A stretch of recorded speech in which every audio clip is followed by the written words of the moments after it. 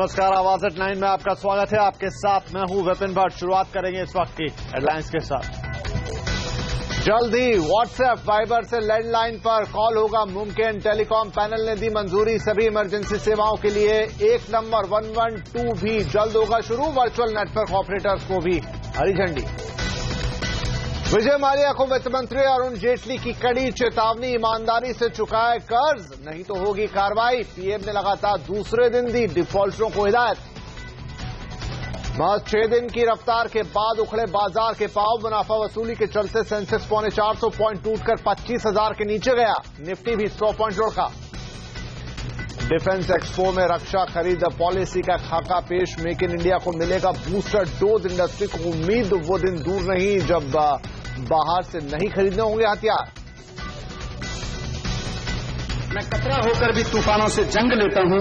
मेरा बचना समंदर की जिम्मेदारी है। दिल्ली में वैट में 7.5% की बड़ी कटौती। एक बार फिर शिक्षा पर सबसे ज्यादा खर्च। जल्दी खुलेगी आम आदमी कैंटीन। और रिलायंस इंडस्ट्रीज के फाउंडर धीरूभाई अंबानी को मरणोपरांत पद्म विभूषण सम्मान। कोकिलाबेन ने लिया अवार्ड। पूरा अंबानी परिवार समारोह में रहा मौजूद। बुलेटिन की शुरुआत करेंगे एक बड़ी खबर के साथ। टेलीकॉम नीति पर मंत्रियों के पैनल ने ऐसे करोड़ों लोगों के मन की बात को सुन लिया है जो इंटरनेट से कॉल करते हैं। अभी तक व्हाट्सएप वाइबर जैसी ऐप से इन्हीं पर कॉल किया जा सकता था, लेकिन अब इस बात को मंजूरी दे दी गई है कि आप व्हाट्सएप या वाइबर जैसे ऐप से किसी भी नंबर या लैंडलाइन पर कॉल कर सकते हैं। कमीशन ने इस बात पर भी अपनी मंजूरी दे दी है कि सारी इमरजेंसी सेवाओं के लिए अब एक ही इमरजेंसी नंबर होगा। यह नंबर है 112। कमीशन ने तीसरी बड़ी मंजूरी वीएनओ यानी वर्चुअल नेटवर्क ऑपरेटर को दी है। इसके तहत अब कोई भी रिटेलर कई टेलीकॉम कंपनियों की सेवाएं अपने ब्रांड के तहत बेच सकेगा। और एक बार फिर सीएनबीसी आवाज की खबर पर मोहर लगी है। हमने ये खबर आपको पहले ही दे दी थी कि सरकार वीओआईपी यानी वर्चुअल या वीएनओ यानी वर्चुअल नेटवर्क ऑपरेटर्स को लाइसेंस देने की तैयारी पूरी कर चुकी है और मार्च खत्म होने तक लाइसेंस जारी भी कर दिए जाएंगे। We are on the anvil of certain very far-reaching reforms, and if I may say so, I can mention 2 or 3 of them, okay, which should make telecom operations more efficient and help the top line as well as the bottom line. One is that the industry has been demanding a new license of a virtual network operator. Right. That is something which is on the anvil of final decision making. It should go to the Telecom Commission next week, and if it is agreed upon, it should be a reform which will happen in weeks rather than months. और अब इस खबर पर और जानकारी के लिए हम बात करेंगे। हमारी सहयोगी दीपाली नंदा हमारे साथ मौजूद है। दीपाली, आज क्या बड़े अहम फैसले लिए, हमें विस्तार से बताएं।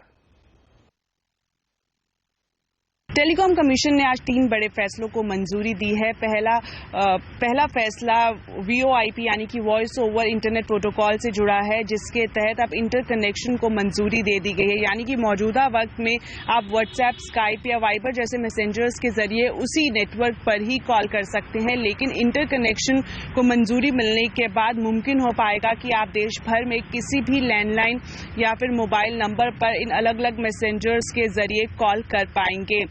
बताया जा रहा है कि 1 हफ्ते के अंदर डीओटी जो वीओआईपी से जुड़ी लाइसेंस की प्रक्रिया है उसमें बदलाव करने की शर्तों को मंजूरी दे देगा। दूसरा बड़ा फैसला मोबाइल वर्चुअल नेटवर्क ऑपरेटर्स को मंजूरी के तौर पर देखा जा सकता है। अब इसको मंजूरी मिलने के बाद कोई भी कंपनी मोबाइल सेवाएं दे पाएगी। इसके लिए नई कंपनी को किसी भी तरीके से स्पेक्ट्रम या लाइसेंस लेने की जरूरत नहीं होगी। इसके लिए जो प्रक्रिया है वो इस तरह से रखी गई है कि कोई भी कंपनी जो मौजूदा टेलीकॉम कंपनी है उससे बल्क में टॉक टाइम या डेटा खरीद सकती है और आगे ग्राहकों को सस्ती दरों पर मुहैया करा सकती है। तीसरा बड़ा फैसला जो लिया गया है वो 112 सिंगल इमरजेंसी नंबर को मंजूरी दी है। लंबे समय पर इस पर काम किया जा रहा था और अब आज टेलीकॉम कमीशन ने इसको मंजूरी दी है। इससे ये फायदा होगा कि अब किसी भी आपातकालीन स्थिति में आपको अलग अलग नंबर डायल करने की जरूरत नहीं पड़ेगी। 112 पर ही आप 112 नंबर मिलाकर ही आप सहायता ले सकते हैं। टेलीकॉम कमीशन ने आज इसको मंजूरी दे दी है और अब हर राज्य जब चाहे या फिर जितना जल्दी चाहे इस नंबर को लागू कर सकता है।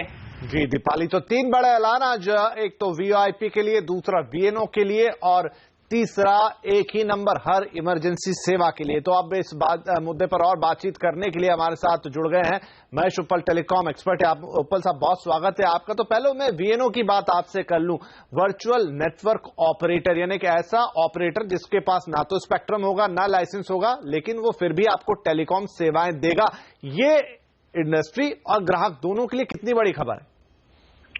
देखिए, इसमें कोई शक नहीं है कि इससे एक फ्लेक्सिबिलिटी आ जाएगी टेलीकॉम ऑपरेटर्स के लिए, क्योंकि आप याद रहे कि जो मोबाइल वर्चुअल नेटवर्क ऑपरेटर है वो आप किसी दूसरे ऑपरेटर के स्पेक्ट्रम को इस्तेमाल करते हुए सर्विसेज दे पाएगा।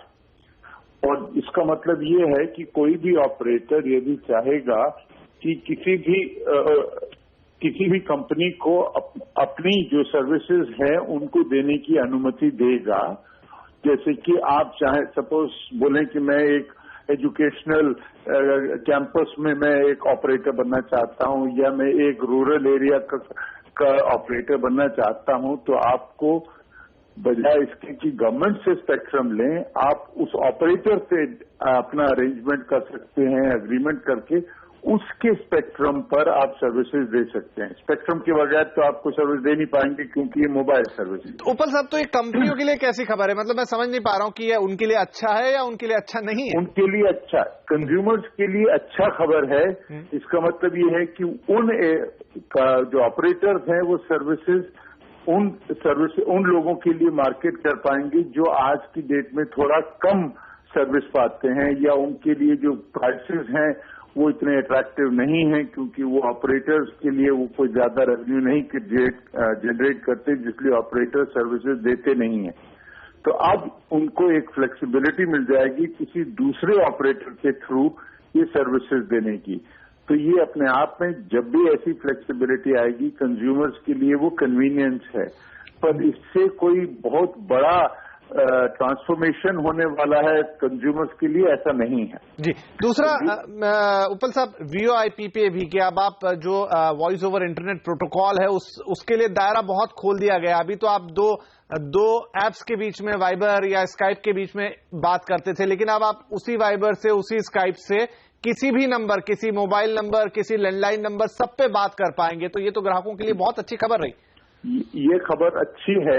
इसका मतलब ये है कि आप हिंदुस्तान में किसी भी फोन नंबर पे मोबाइल फोन जो वीओआईपी कॉल है उसको टर्मिनेट कर सकते हैं। आपको शायद ये मालूम हो कि आज की डेट में भी, चाहे आप स्काइप है या वाइबर है या जो भी है, उससे विदेश के किसी भी नंबर को आप कांटेक्ट कर सकते हैं। ये नहीं है कि आपको स्काइप से स्काइप ही कर सकते हैं। जी, जी। लेकिन भारत में ये आप नहीं कर सकते हैं। ये भारत में ये सुविधा उपलब्ध नहीं थी कि आप भारत के किसी नंबर को कांटेक्ट कर पाएं।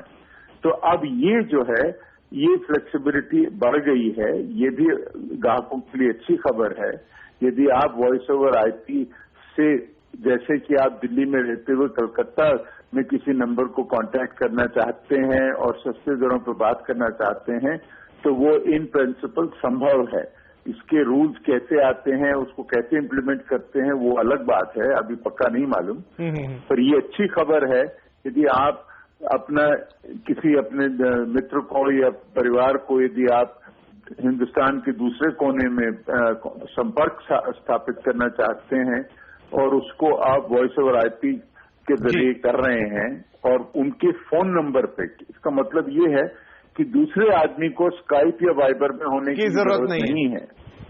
जी, बहुत अच्छी बात। जी, बहुत शुक्रिया उप्पल साहब, ये पूरी जानकारी इसे हमें समझाने के लिए। तो यहां पर बड़ी खबर, बढ़िया खबर कि आप वॉइस ओवर इंटरनेट प्रोटोकॉल से किसी भी नंबर पर देश में कॉल कर पाएंगे। और दूसरा, वीएनओस की अब देश में एंट्री होगी, जहां पर जरूरी नहीं है कि उनके पास कोई स्पेक्ट्रम हो, कोई लाइसेंस हो, लेकिन फिर भी वो इंटरनेट सेवाएं दे पाएंगे, जहां पर वो ये दोनों चीजें दूसरे ऑपरेटर की यूज कर रहे होंगे।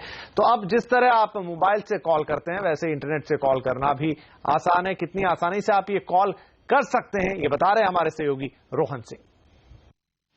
इंटरनेट कॉल जैसा कि नाम से ही साफ है, इसके लिए आपको सिर्फ और सिर्फ इंटरनेट कनेक्शन की जरूरत पड़ती है और जैसा आपके मोबाइल या टेलीफोन पर कॉल के हिसाब से पैसे कटते हैं वैसे यहां नहीं कटते हैं। यहां पे आपका जो डेटा है उसके हिसाब से आपको चार्ज होता है और इसलिए लगभग फ्री ही माना जाता है।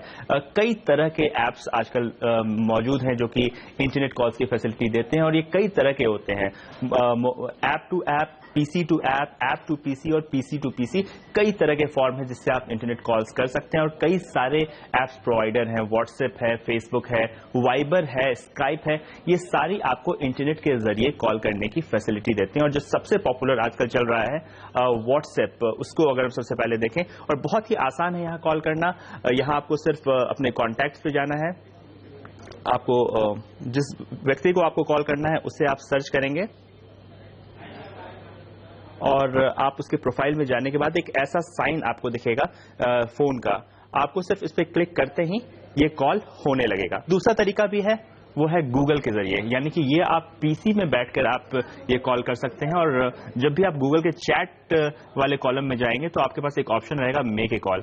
इसे क्लिक करते ही आपकी पूरी कॉन्टैक्ट लिस्ट आ जाती है नंबरों के साथ और आपको कुछ करना नहीं है, आपको सिर्फ इसके सामने दिए गए कॉल वाले सिंबल पे क्लिक करना है और ये कॉल अपने आप होने लगती है उस नंबर पे जिसे आप करना चाहते हैं। लेकिन अब टेलीकॉम कमीशन के रिकमेंडेशन के बाद आप अपने इंटरनेट सर्विस के द्वारा किसी के असली मोबाइल नंबर पर भी फोन कर पाएंगे, यानी कि अगर आपके पास इंटरनेट है और सामने वाले के पास नहीं है तो भी आप ये काम कर पाएंगे।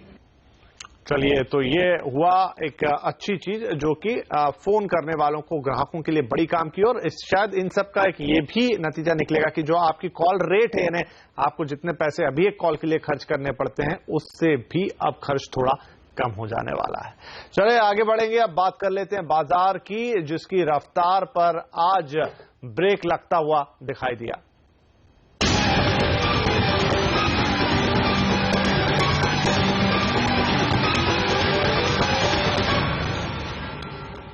आज 25,000 पर बाजार के पांव उखड़ गए। 25,000 के स्तर पर सेंसेक्स की सांसें फूल गईं। लंबे वीकेंड के बाद आज बाजार जब खुले तो जमकर मुनाफा वसूली दिखाई दी। सेंसेक्स पौने 400 पॉइंट लुढ़ककर आज 25,000 के नीचे गया है। निफ्टी भी 100 पॉइंट टूटकर 7,650 के नीचे बंद हुआ है।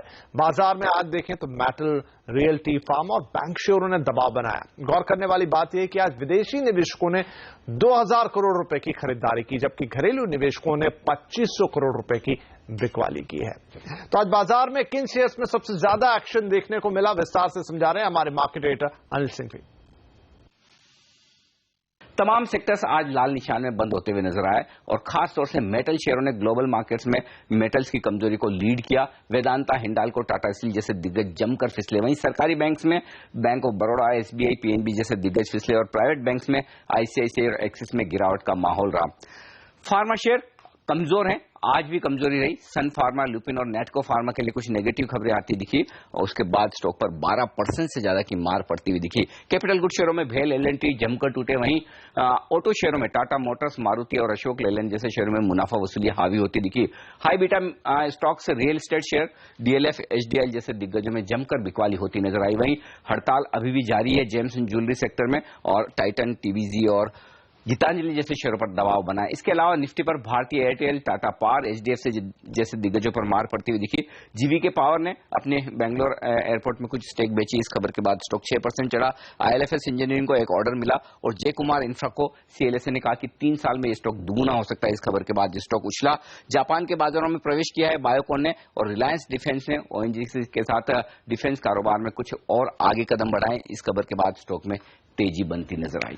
चलिए, ये था आज के बाजार का एक्शन। लेकिन अब हम बात करेंगे विजय माल्या की, क्योंकि वित्त मंत्री ने विजय माल्या सहित अन्य विलफुल डिफॉल्टर्स को चेतावनी दी है कि या तो ईमानदारी से वो बैंक का पैसा वापस करे या जांच एजेंसियों की कड़ी कार्रवाई के लिए तैयार रहें। वित्त मंत्री ने एक इंटरव्यू में कहा है कि मैं किसी व्यक्तिगत मामले में कमेंट नहीं करना चाहता हूं, लेकिन यह उनके जैसे बड़े ग्रुप की जिम्मेदारी है कि बैंक का पैसा लौटाया जाए।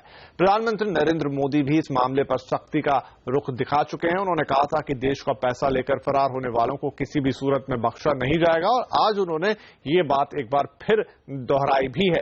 विजय माल्या पर हम आपको बता दें, बैंकों का करीब 9,000 करोड़ रुपए बकाया है। इधर माल्या के ही मामले में आज डेट रिकवरी ट्राइब्यूनल में सुनवाई हुई थी, जो अब 5 अप्रैल तक टल गई है। विजय माल्या को यूबीएल, यूबीएचएल, मैंगलोर केमिकल्स के बोर्ड से इस्तीफा देना पड़ सकता है। सूत्रों के मुताबिक तीनों कंपनियों की बोर्ड बैठक आज होने वाली है, जिसमें माल्या से इस्तीफा मांगा जा सकता है। माल्या को विलफुल डिफॉल्टर पर सेबी नियमों के तहत इस्तीफा देना पड़ सकता है। और यहां पर आवाज एट 9 में वक्त हुआ एक छोटे से ब्रेक का। ब्रेक के बाद देखिए, दिल्ली में वैट में 7.5% की बड़ी कटौती। केजरीवाल सरकार ने दिल्ली वालों को दिए हैं कई तोहफे। बजट में पूरी चर्चा ब्रेक के बाद।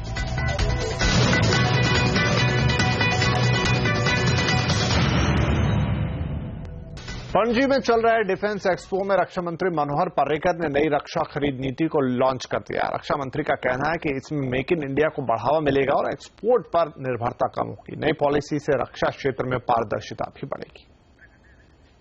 रक्षा मंत्री का कहना है कि नई रक्षा खरीद नीति से रक्षा क्षेत्र में ज्यादा एमओयूज होंगे। उन्होंने कहा कि कई कंपनियों ने अपना इंटरेस्ट भारत में दिखाया है। कोई भी बड़े एमओयू अल्टीमेटली हमारे जो डिफेंस के सौदे हैं उनके ऊपर निर्भर करेंगे।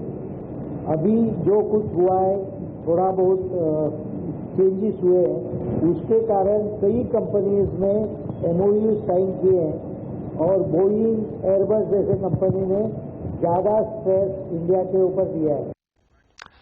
भारत फोर्स के चेयरमैन बाबा कल्याणी ने नेटवर्क 18 से एक्सक्लूसिव बातचीत में कहा कि अगले 20 से 25 सालों में आर्मी को 400 से ज्यादा तोपों की जरूरत पड़ेगी और उसके लिए वो पूरी तरह तैयार है। उन्होंने कहा कि सरकार की नीतियों से डिफेंस सेक्टर को फायदा हो रहा है। The Prime Minister's Make in India policy and the Defense Minister's new DPP 2016. Right. The import regime is over. Okay, now we have a lot of things in the pipeline from the previous processes, and now we have a new procurement policy. I think the challenge in front of the Ministry of Defense is how quickly they adapt themselves to the new policy. सरकार 8 सरकारी बैंकों की recapitalisation के लिए 5,000 करोड़ रुपए देगी। सूत्रों के मुताबिक ये रकम चालू वित्त वर्ष की चौथी तिमाही के लिए जारी की जाएगी। सरकार इलाहाबाद बैंक को 690 करोड़ रुपए, ओरिएंटल बैंक ऑफ कॉमर्स को 300 करोड़ और विजया बैंक को 220 करोड़ रुपए देगी। इसके अलावा UCO bank, syndicate bank, central bank और यूनाइटेड बैंक ऑफ इंडिया को भी रिकैपिटलाइजेशन के लिए पूंजी दी जाएगी। हालांकि आईओबी, पीएनबी, एसबीआई और देना बैंक को फिलहाल कोई रकम नहीं मिलेगी। केजरीवाल सरकार ने दिल्ली वालों को एक बड़ा तोहफा दिया है। इस साल का बजट पेश करते हुए वित्त मंत्री मनीष सिसोदिया ने वैट में बड़ी कमी की है। दिल्ली सरकार ने वैट 12.5% से घटाकर 5% कर दिया है। वहीं शिक्षा पर बजट में सबसे ज्यादा रकम दी गई है। शिक्षा पर कुल बजट का 23% खर्च किया जा रहा है। आइए आपको दिखाते हैं दिल्ली के बजट की 10 बड़ी बातें। तो वैट में भारी कमी 12.5% से घटाकर 5% कर दिया गया है। शिक्षा को बजट में सबसे बड़ा हिस्सा मिला है। 23% रकम खर्च की जाएगी बजट की शिक्षा पर। 5,500 शिक्षकों की भर्ती होगी। सरकार अस्पतालों के लिए भी मुफ्त दवा और इलाज का इंतजाम करेगी। वहीं 2017 तक हर परिवार को साफ पानी पीने को मिलेगा। हर सरकारी बस में सीसीटीवी कैमरा लगाया जाएगा, जीपीएस होगा और वाईफाई की सुविधा होगी। इसके अलावा आम आदमी कैंटीन भी जल्द खोला जाएगा, जिसमें लोगों को खाना मिलेगा। ई रिक्शा, बैटरी वाहन, रेडीमेड कपड़े और मार्बल सस्ते हुए इस बजट में और मीठा स्नैक्स भी जो है वो सस्ते कर दिए गए लोगों के लिए। बैटरी से संचालित यातायात के साधनों जैसे ई रिक्शा, बैटरी पर चालित वाहनों, हाइब्रिड ऑटोमोबाइल्स, अन्य ईंधन विकल्प के साथ बैटरी संचालित पर वैट की दर 12.5% से घटाकर 5% करने का प्रस्ताव है। ब्रसेल्स में इन्फोसिस के लापता कर्मचारी राघवेंद्र गणेशन की मौत आतंकी हमले के दौरान ही हो गई थी। ब्रसेल्स की जांच एजेंसियों ने भारत के राजदूत को इस बात की जानकारी दे दी है। उनका पार्थिव शरीर भारत लाया जा रहा है। Belgium authorities have today identified him as one of the victims of this barbaric attack. The mortal remains are in the process of being handed over and will be very soon on their way to Amsterdam Airport Schiphol for onward transportation to India. His parents and his brother, as you know, were here in Brussels and they would be accompanying them. चलिए, सरकार ने यहां पर private engineering और management college में मनमानी fees पर लगाम लगाने के लिए कमर कस ली है। इन संस्थानों को मान्यता देने वाली सी ने ये कहा है कि अब इन फीस को रेगुलेट करने के लिए जो कृष्णा समिति बनाई गई थी उसकी सिफारिशों को इस ही सत्र से सभी निजी संस्थानों को लागू करना होगा। प्राइवेट मैनेजमेंट और इंजीनियरिंग संस्थानों में फीस कितनी हो, इसके नियम तय करने के लिए बनी श्री कृष्ण समिति की सिफारिशें AICTE ने अनिवार्य कर दी हैं। साथ ही सभी राज्यों से कहा है कि वो इन सिफारिशों को अगले सत्र से लागू करे। सिफारिशों के मुताबिक 2 साल के MBA कोर्स की फीस सालाना 1,71,000 रुपए से ज्यादा नहीं हो सकती, जबकि इंजीनियरिंग कोर्स के लिए अधिकतम फीस 1,58,000 रुपए सालाना रखी गई है। लेकिन ज्यादातर प्राइवेट इंस्टीट्यूट की कोर्स फीस इस सीमा से कई गुना तक ज्यादा है। साफ है कि सरकार की ये कोशिश प्राइवेट संस्थानों को रास नहीं आ रही है। अगर ऐसा कोई नोटिफिकेशन या सर्कुलर आता है और उसकी date of effect academic year 16-17 होती है, तो whether that is in violation of the supreme court order will be the first question. Institute के कानूनी विकल्प देखने की वजह भी है, क्योंकि श्री कृष्ण समिति की सिफारिशें लागू होने के बाद उन्हें अपनी फीस में भारी कटौती करनी होगी। मसलन symbiosis institute of business management अपने MBA प्रोग्राम के लिए हर साल 5,80,000 रुपए लेता है। वहीं मणिपाल इंस्टीट्यूट ऑफ टेक्नोलॉजी की सालाना फीस 3 लाख रुपए है। वैसे ऑटोनॉमस संस्थानों को ट्यूशन फीस में 10% बढ़ोतरी करने की छूट दी गई है। AICTE का कहना है कि अगर प्राइवेट संस्थान इस प्रस्ताव को नहीं मानते हैं तो उनके खिलाफ कार्रवाई की जा सकती है और उनकी मान्यता भी रद्द की जा सकती है। लेकिन प्राइवेट संस्थान भी इतनी आसानी से हार मानने को तैयार नहीं है। उनका कहना है कि यह प्रस्ताव सुप्रीम कोर्ट के संस्थानों की स्वायत्तता को लेकर दिए गए आदेश का उल्लंघन है और वे एक लंबी लड़ाई के लिए तैयार हैं। चलिए, तो ये रोहन सिंह रिपोर्ट दे रहे थे दिल्ली से कि अब आपके लिए फीस कम हो जाने वाली है। हालांकि प्राइवेट संस्थान शायद इसे लेकर कोर्ट में जाएं। आगे बढ़ेंगे। रिलायंस इंडस्ट्रीज के फाउंडर धीरूभाई अंबानी को आज मरणोपरांत पद्म विभूषण सम्मान दिया गया। धीरूभाई अंबानी की पत्नी कोकिलाबेन ने राष्ट्रपति से सम्मान लिया। समारोह में कोकिलाबेन के साथ मुकेश अंबानी, अंबानी, अनिल अंबानी, टीना अंबानी मौजूद थी। इसके अलावा धीरूभाई की बेटियां नीना कोठारी और दीप्ति सलगांवकर ने भी इस कार्यक्रम में भाग लिया। इस साल धीरूभाई अंबानी के अलावा पालनजी शाहपुरजी मिस्त्री, मारुति के चेयरमैन RC भार्गव और सन फार्मा के दिलीप सांघवी को भी पद्म विभूषण सम्मान के लिए चुना गया है। 63वें राष्ट्रीय फिल्म पुरस्कारों की घोषणा हो गई है। बॉलीवुड के शहंशाह अमिताभ बच्चन को फिल्म पीकू के लिए सर्वश्रेष्ठ अभिनेता का नेशनल अवार्ड स्वर्ण कमल मिला है। वहीं कंगना रनौत को फिल्म तनु रिटर्न्स के बेहतरीन अदाकारी के लिए सर्वश्रेष्ठ अभिनेत्री चुना गया है। पिछले साल रिकॉर्ड तोड़ कमाई करने वाली फिल्म बाहुबली को सर्वश्रेष्ठ फिल्म के खिताब से नवाजा गया है। वहीं बेस्ट फैमिली एंटरटेनर का अवार्ड मिला है सलमान खान की बजरंगी भाईजान को। संजय लीला भंसाली को बाजीराव मस्तानी के लिए बेस्ट डायरेक्टर का अवार्ड दिया गया है। बाजीराव मस्तानी के लिए रेमो डिसूजा को बेस्ट कोरियोग्राफर का अवार्ड भी मिला है। वहीं फिल्म मसान के लिए नीरज घायवन को डेब्यू डायरेक्टर का अवार्ड दिया गया है। और आवाज एट 9 में आज के लिए इतना ही, लेकिन कल आपसे फिर मुलाकात करेंगे। तब तक के लिए नमस्कार।